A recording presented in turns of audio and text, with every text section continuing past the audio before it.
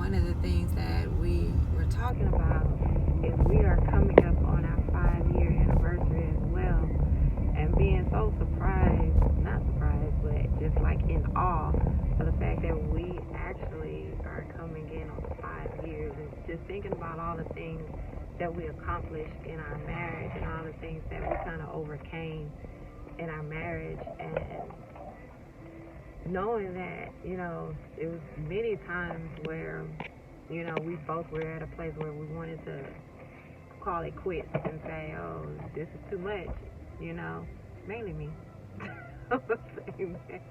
But just to know that we continue to stand on God's word and still stick by each other's side, and at a place where we overcame all of that, all the trials that we went through, is like truly a blessing. And it's a blessing just to, just reminisce and look back on those things with each other. I love you. Have something to say? I don't have nothing to say. I'm just amazed at the, number one, the goodness of God, and just how God is continuously revealing what the purpose in our marriage, and what we're actually here to do and what we're called to do, and what it looks like, to have the model marriage of Christ in His church. It's a beautiful thing. So I love it. I've loved loving you, and I thank you for loving me, and just kind of reciprocating that, and us being able to kind of look back and see the failures, the successes, the areas where we still need to grow.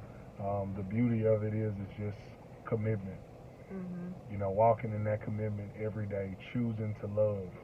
Whether you feel like it today and you're head over heels, or didn't have the best night, and you're trying to figure out if you want to, like you said, if you want to stay or not.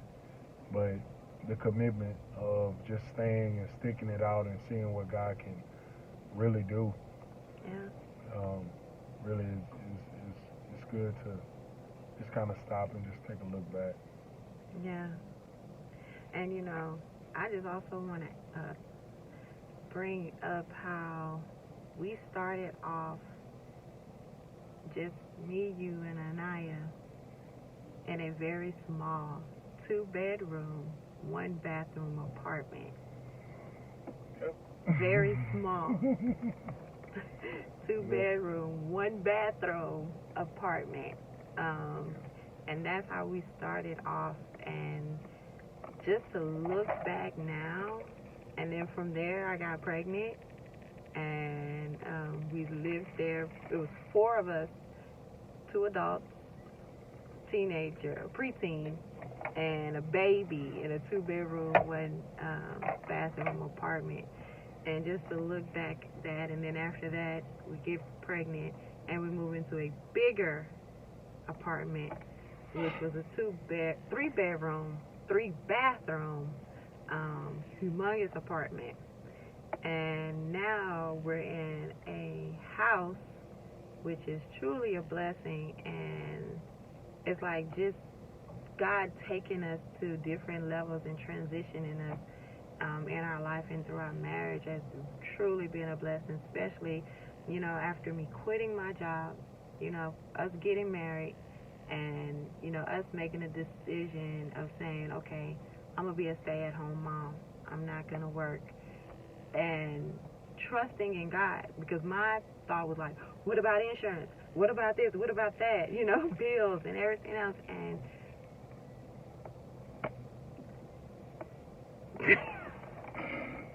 He has provided. God has truly been our provider. He's been Jehovah Jireh. Yes, He has. He has been our provider and blessing us with so much.